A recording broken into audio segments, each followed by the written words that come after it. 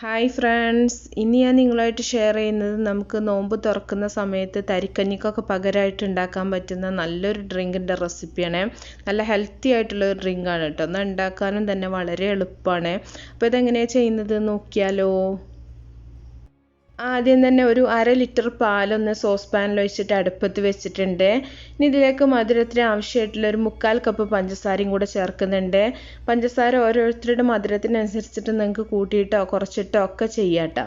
പഞ്ചസാര ചേർത്തിട്ടൊന്ന് ഇളക്കി കൊടുക്കുക. എന്നിട്ട് നമുക്ക് ഈ പാല് നല്ല പോലെ ചൂടാകാനായിട്ടൊന്ന് വെയിറ്റ് ചെയ്യാം.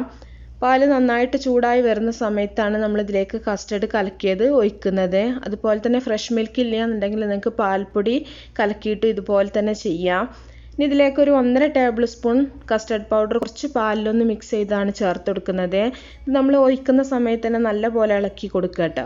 ഇല്ലയെന്നുണ്ടെങ്കിൽ കട്ടയായിട്ട് പോകാണ്ടിരിക്കാൻ വേണ്ടിയിട്ടാണ്. അപ്പോൾ ആ ഒരു സമയം തന്നെ നമ്മൾ ഇളക്കിയിട്ടൊന്ന് മിക്സ് ചെയ്താൽ മതി.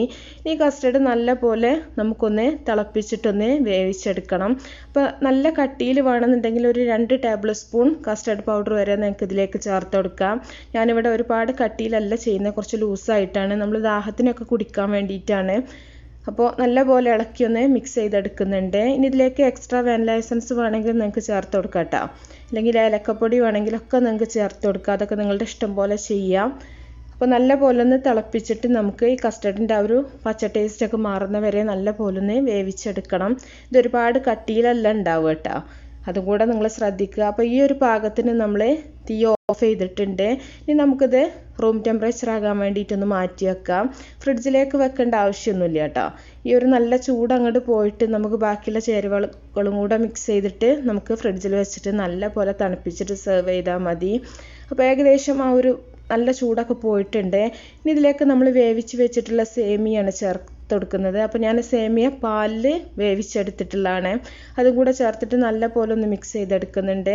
അപ്പോൾ ചെറിയ സേമിയാണ് കേട്ടോ. വലിയ സേമിയാണെങ്കിൽ കുറച്ചും കൂടെ കാണാനൊക്കെ നല്ല ഭംഗിയുണ്ടാവും. അതുപോലെ തന്നെ നിങ്ങൾക്ക് ഇതിലേക്ക് ചവ്വരി വേണമെങ്കിൽ ഇതുപോലെ വേവിച്ചിട്ട് ചേർത്ത് കൊടുക്കാം. ഇനി ഇതിലേക്ക് ഞാൻ കുറച്ച് മാങ്ങ, അതുപോലെ ആപ്പിള്, അതുപോലെ തന്നെ കുറച്ച് പഴം ചെറുതാക്കി അരിഞ്ഞതും കൂടെ ചേർക്കുന്നുണ്ട്. അപ്പോൾ ഉറുമാമ്പഴമൊക്കെ ഉണ്ടെന്നുണ്ടെങ്കിൽ കുറച്ചും കൂടെ കാണാനൊക്കെ നല്ല ഭംഗി ഉണ്ടാവും കേട്ടോ. പുളിപ്പില്ലാത്ത ഏത് ഫ്രൂട്ട്സും നിങ്ങൾക്ക് ഇതിലേക്ക് ചേർത്ത് കൊടുക്കാം. എന്നിട്ട് നല്ല പോലെ ഒന്ന് മിക്സ് ചെയ്തെടുക്കുന്നുണ്ട്. ഇനി ഇതിലേക്ക് എന്ത് നട്ട്സ് വേണമെങ്കിലും അതുപോലെ ചെറുതാക്കി അരിഞ്ഞതും കൂടെ ചേർത്ത് കൊടുക്കുകയാണെങ്കിൽ നല്ല ഹെൽത്തി ആയിരിക്കും, നല്ല ടേസ്റ്റും ആയിരിക്കും. ഇനി ഇത് നല്ല പോലെ ഫ്രിഡ്ജിൽ വെച്ചിട്ട് നമുക്കിതൊന്ന് തണുപ്പിച്ച് കൊടുക്കണം. അപ്പോൾ ഞാൻ കുറച്ച് ബദാമാണ് എടുത്തിട്ടുള്ളത്. ബദാമോ അണ്ടിപ്പരിപ്പോ പിസ്ത എന്ത് വേണേലും ചേർത്ത് കൊടുക്കാം കേട്ടോ. എന്നിട്ട് നമുക്ക് ഗ്ലാസ്സിൽ സെർവ് ചെയ്യാം. അപ്പോൾ എല്ലാവരും ഉണ്ടാക്കി നോക്കുക, വളരെ ഈസിയാണ്, അതുപോലെ നല്ല ടേസ്റ്റുമാണ്. ഇഷ്ടമായ ലൈക്ക് ചെയ്യുക, ഷെയർ ചെയ്യുക. അപ്പോൾ നല്ല നല്ല റെസിപ്പികളൊക്കെ ആയിട്ട് നമുക്ക് അടുത്തൊരു വീഡിയോയിൽ കാണാം. ഓക്കേ.